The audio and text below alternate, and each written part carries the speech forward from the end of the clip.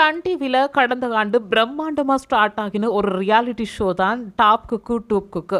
குக்கு with Comali நிகழ்ச்சி எப்படி wear டிவியில் கிட்டாச்சோ அதே மாதிரி உருவாகின இந்த டாப் குக்கு டூப் குக்கு கூட ரசிகர்கள் மத்தியில் நல்ல வரவேற்பை பெற்றுச்சுன்னே சொல்லலாம்.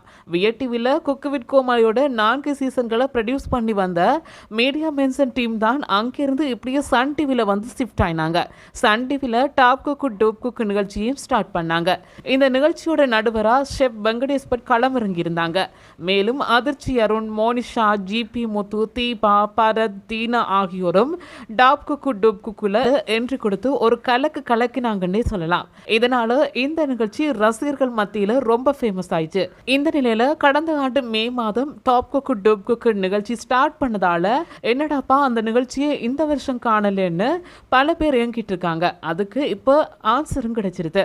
அதாவது நானும் ரவுடிதான் நிகழ்ச்சி முடிஞ்ச பின்னாடி தான் டாப் குக்கு டூப் குக்கு நிகழ்ச்சி தொடங்கும் என்னும், ஆனால் கொஞ்சம் லேட் ஆகும் என்னும் சொல்லியிருக்காங்க.